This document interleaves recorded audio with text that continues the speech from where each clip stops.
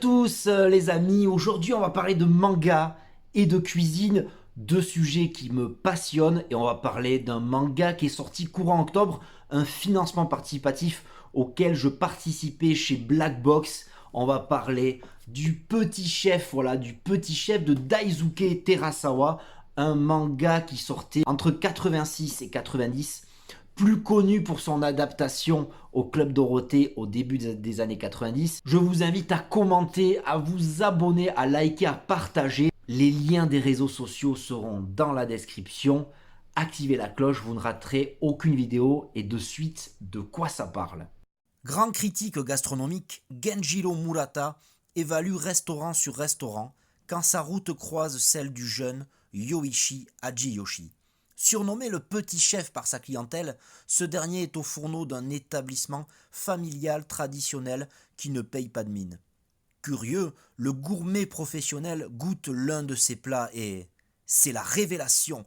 Conquis, il lui laisse sa carte de visite.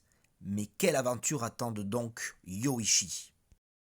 Alors comme vous avez pu le constater, eh bien, les dessins sont très ronds. Années 80, années 90, j'adore ce style qui est très black box, parce qu'ils éditent des mangas années 80 et années 90. Ça me rappelle de très bons souvenirs, c'est très nostalgique. C'est un manga culinaire, un manga shonen typiquement neketsu, où ce petit garçon va être découvert par Gaspard Savoureux ou Murata en version japonaise.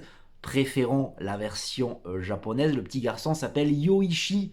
Il travaille dans le restaurant familial. Il travaille avec sa mère. Son père est décédé et il est passé en cuisine. Et il a un talent fou. Le Murata, le grand maître du goût, va s'arrêter, manger un plat et donner sa carte à ce petit garçon qui va se voir arriver dans cette école. Et de suite, ce sera un duel avec un grand chef italien.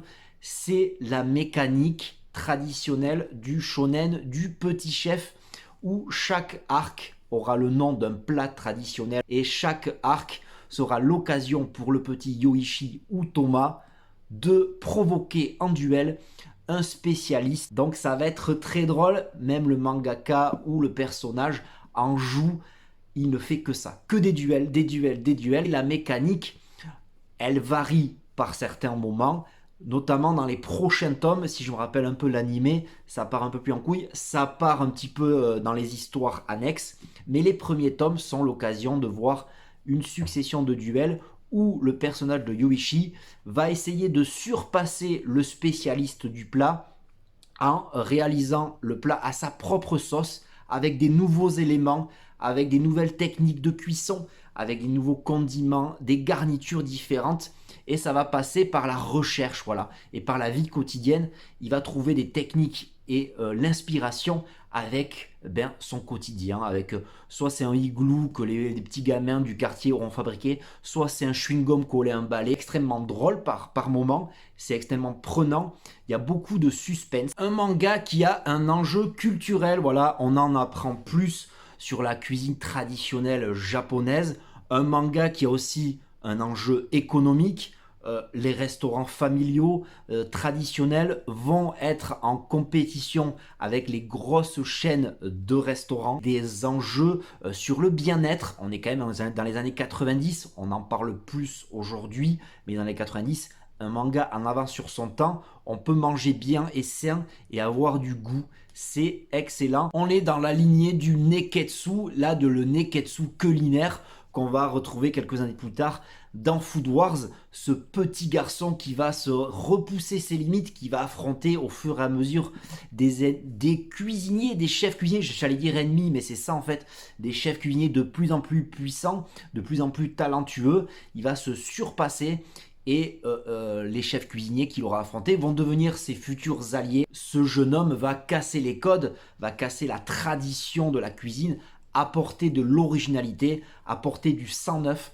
C'est ça le monde de la cuisine, essayer d'amener sa patte personnelle. On est en plein dedans avec les émissions de cuisine, tout ce qui est émissions de cuisine.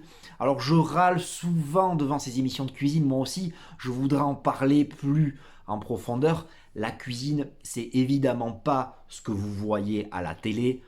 Les mecs sont toujours propres, table est toujours propre. Moi, au bout d'une demi-heure, je suis dégueulasse. On verrait, ce serait pas intéressant, évidemment, de voir quelqu'un pendant 1 heure et demie éplucher des patates ou faire la plonge. Mais c'est ça aussi le manga, c'est de nous montrer une vision de la cuisine édulcorée, un petit peu originale, un petit peu shonen. Et ça, le petit chef le fait à merveille. Il restera 8 tomes à sortir de plus de 350 pages. Mon petit doigt me dit que ça va être encore plus beau artistiquement que ces 2 premiers tomes.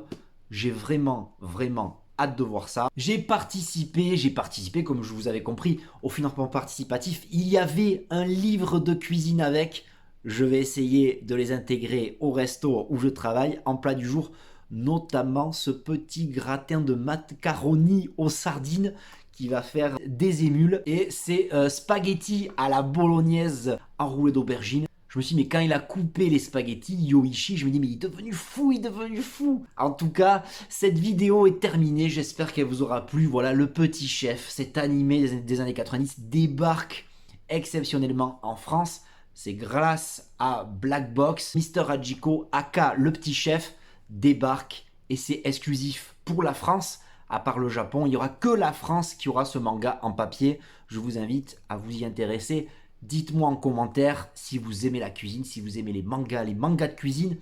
Commentez, likez, partagez, activez la cloche, abonnez-vous. Plus on est de fous, plus on rit. Les liens des réseaux sociaux seront dans la description et je vous dis à très bientôt. Ciao.